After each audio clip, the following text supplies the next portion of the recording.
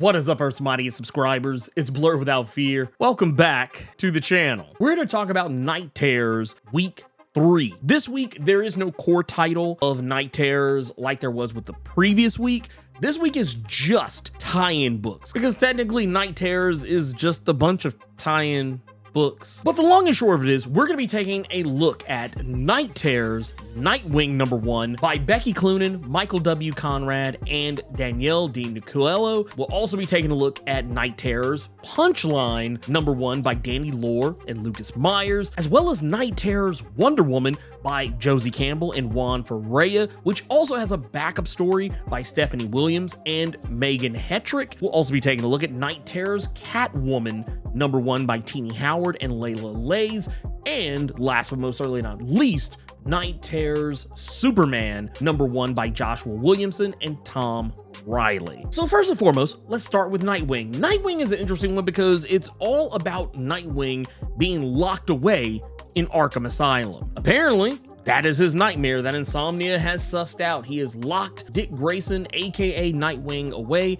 in Arkham Asylum, and Nightwing doesn't even really know why. He has no memory of anything that's happened, much less anything else that has occurred with Insomnia's nightmare dimension, but at the same time, he's locked in Arkham Asylum with all of the typical Batman Rogues Gallery villains you're used to seeing, many of which keep pointing out that Nightwing is a murderer. And not only is he a murderer, but he's murdered somebody that none of them have ever been able to murder. And if you haven't guessed by now, it's Batman. That's right, Dick Grayson's nightmare is that he kills Batman. And right now he's locked in a cell with Jonathan Crane, aka the Scarecrow, the very villain who this all seems very on brand for, if not for the fact that we know that it's Insomnia that is doing this whole bit. But he is locked in there with the Scarecrow and is trying to figure out how to get free of this situation, all the while Insomnia is acting as the warden of Arkham Asylum and has just admitted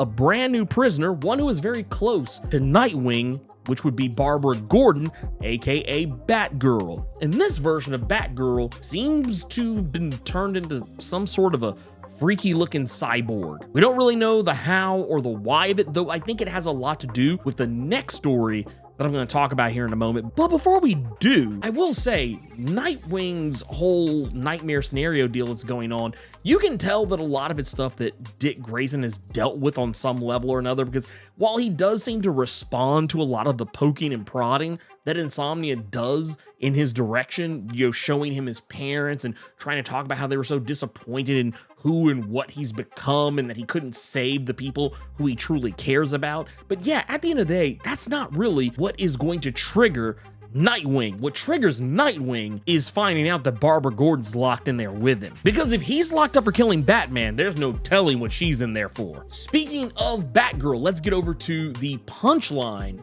tie-in comic. And with this one, we see that Punchline is working alongside the Royal Flush Gang. And she does something in this that is very similar to what happened in the Night Terrors Joker issue, where Joker had Quotey Fingers killed Batman. Punchline does something very similar. She does not kill Batman though. She does, however, kill Batgirl. The funny thing about this is that it's not like the Joker issue where it was just Batman having a slip and a fall. It was his own fault. It was his own clumsiness and carelessness that led to his death, not anything the Joker actually did. But in this instance with Punchline, in her case, she actually legit kills Barbara Gordon. Now, that said, this is the nightmare world, so Batgirl is obviously not dead, and we do see her in Dick Grayson's nightmare that we just talked about, so what's going on there? Well, the truth is, there is no crosstalk between the different nightmare realms that each hero and villain is facing off with, which is why some characters can die in another person's nightmare, but still be alive and well in somebody else's. The interesting part here is not so much that Punchline kills Batgirl, it's that Batgirl doesn't stay dead, and she comes back as this kind of deceased zombie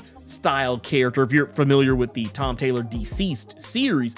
But what makes it even more interesting is that while fighting with Punchline, she punches into one of her monitors that Punchline is looking at, because at this point, Punchline has infiltrated Batgirl's secret headquarters. When she punches into that monitor, the wiring of the electronics in her setup start merging with her. It's almost like there's some kind of a weird like brother eye slash OMAC slash grid deal going on here as she starts to slowly transform into this monstrous cybernetic creature. Now, this tracks with Nightwing's recollection of what's going on his side, so I wonder if it's not so much that Batgirl is becoming this monster in his nightmare, but she's becoming this monster in Punchline's nightmare, and it's affecting the other side of things. This brings up an interesting question about the levels of crosstalk between each person's nightmares. Is what's happening in Punchline's nightmare affecting Dick Grayson's nightmare, or vice versa? We'll talk about that here in just a little bit. The next nightmare that occurs in this particular week is with Wonder Woman. In the Wonder Woman series, which is kind of a double story because, once again, you have a story focused on Diana Prince. You also have another one focused on Nubia. And Diana Prince's is obviously going to take up the lion's share of the story, but what I did like here is that we do see what happened with Detective Chimp and Wonder Woman since Night Terror's First Blood #1. Were they actually in the nightmare realm? And the answer is yes, they are in the nightmare realm. Although, while Zatanna is trying to protect them and find a way to snap them out of whatever Insomnia has done to them, they do wind up running into another magician, John Constantine. The interesting part here is that while John Constantine is a character who has ties to Zatanna, he operates in a very different way, obviously, but together, all three characters are going to put their collective minds together and try and figure a way out of the nightmare dimension. And what I find interesting here is that they do discover there is seemingly some kind of a way out, but Insomnia has surrounded that way out with a maze, and this maze has all kinds of pitfalls and creatures and monsters and all kind of crazy stuff happening in it, and a lot of illusions going on as well. So the one way they're going to be able to get through this is not just with Constantine's magic, but also they're going to be able to do this by way of using Wonder Woman's lasso of truth. That way, Constantine can preserve his magic for the things that really need it. But the problem with using the lasso of truth is that while yes, it does actually allow anyone holding it to see through an illusion, Insomnia is keenly aware that this is the case, and he ends up turning her lasso of truth into what is more effectively the barbed wire of nightmares. This ends up leading to neither Detective Chimp or John Constantine being able to hold onto the lasso. Even Wonder Woman struggles holding on to it, and they wind up getting separated. Now, Detective Chimp, we get to see a smidgen of his nightmare, and his nightmare is you not clicking that like button. I know, such a weird nightmare to have for a guy who shouldn't be worried about such things, but hey, I don't make the rules. All I know is that Detective Chimp's nightmare, you not clicking that like button, because I mean, honestly, if you're still here by this point, clearly you must have liked the video at least a little bit. I also figure he's probably also terrified of you not hitting that subscribe button. So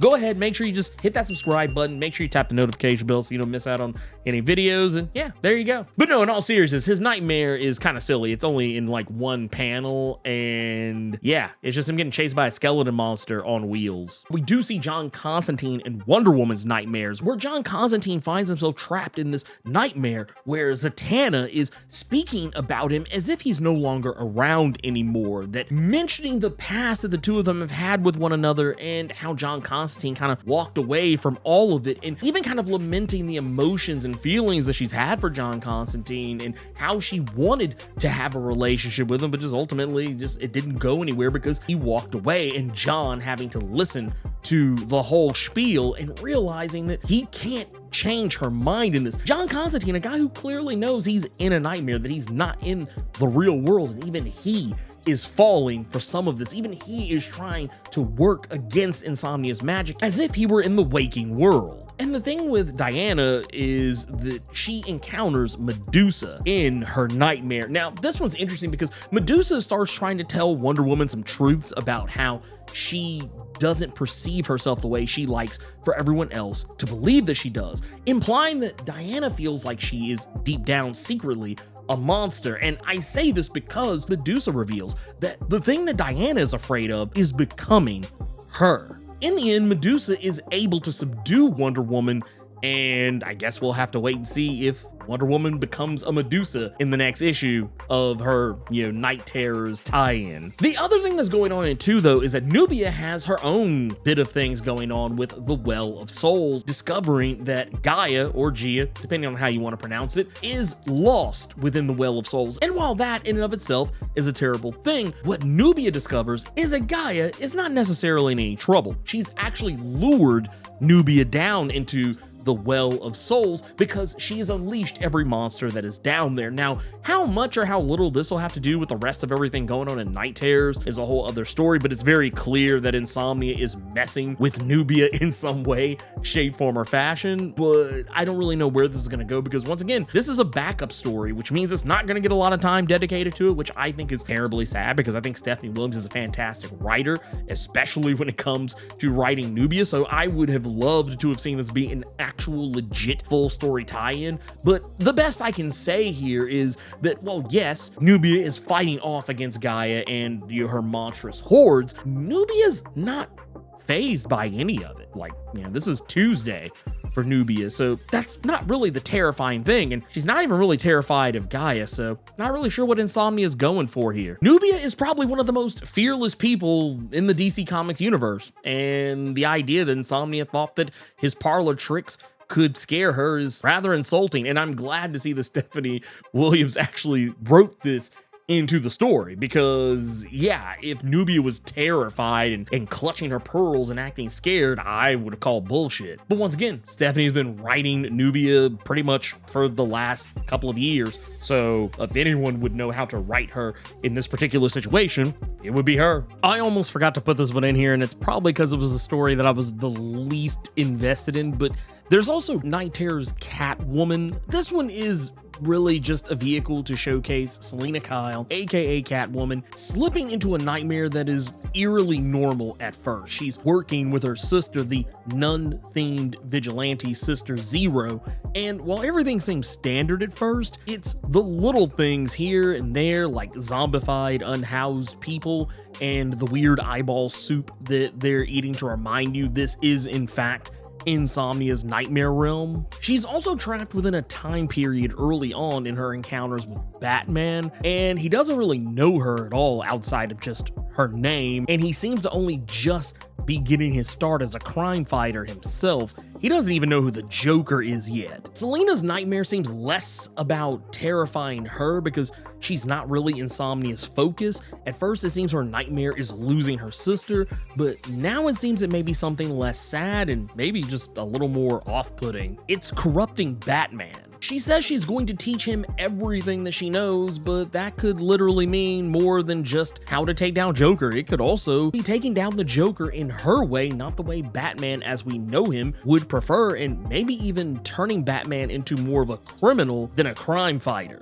At least, that's my guess. Last, and most certainly not least, is going to be Night Terrors Superman that we're going to talk about. And I mentioned earlier how other people's dreams and nightmares, do they cross over? Well, we get a somewhat answer to that in this issue, where Superman, his greatest nightmare is that he is the true Man of Tomorrow. It is a moniker that Superman has had for a long time. He's the Man of Tomorrow, but what it being the Man of Tomorrow means, he's the only man living in tomorrow. What if he survives every single threat, every single devastating thing that comes to the DC Comics universe, and the only person left alive is himself? That means no Lois Lane, no Jimmy Olsen, no Justice League, no Batman, no nothing. He doesn't get to have his son, John Kent, around at all for any reason whatsoever. He literally is just himself by himself. That is ultimately his biggest fear.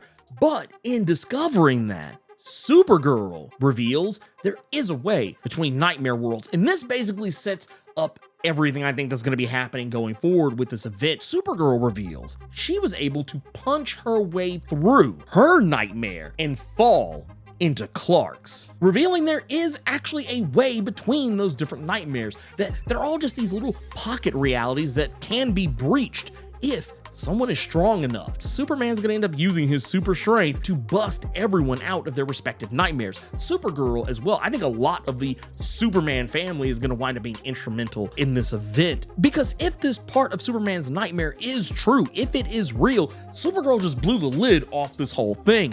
Now, just because Supergirl was able to bust through her nightmare and fall into Superman's nightmare, that doesn't mean that she's 100% safe. We do see in this issue that her nightmares are following her into Superman's realm. We don't get to see the full fallout of that at all. We do learn that whatever happens with that, you know, the various different zombie versions of Supergirl that have existed throughout her publication history, whatever happened there, it led to Superman winding up somewhere else. Now, whether he punched his way through or Supergirl punched her way through to another nightmare and somehow he fell into that, we don't know. But what we do know is that Superman winds up washing up on a beach next to Aquaman and pretty much the entire Aquaman family. Now, is he a part of Aquaman's nightmare, or is he still in his own? That, I think, is the real question. Now, the one thing I will say, there was a giant tidal wave that happened earlier in the issue. I wonder if that has anything to do with any of what's happening here. It probably doesn't, but it would be interesting if Superman did somehow use Supergirl's newfound knowledge of how to breach Insomnia's nightmare worlds, if he used it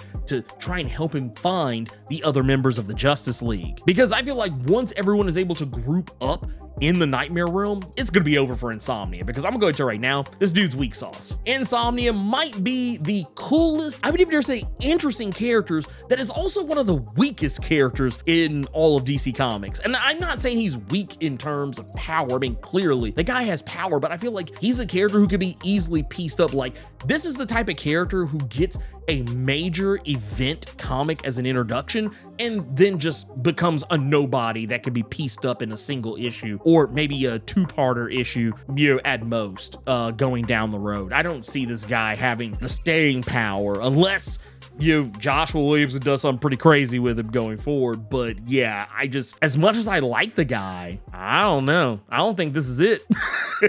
Anyway, that's everything I want to talk about with Night Terrors week 3. Like I said, I don't know when this video is going to come out, because I think actually as we're recording this, you know, we're getting ready to get the week 4 crop of Night Terror comics. I want to get past all this crazy internet drama with Xfinity, and I really just want my internet back. That's what I want. So anyway, if you enjoyed this video, do the YouTube thing, like, share, comment, subscribe, and make sure you tap that notification bell so you don't miss out on any videos that I put out. Thank you so much for taking the time to watch this video, and until next time, let me know what you thought about Night Terrors week 3. Keep it plus ultra and sound off in the comments.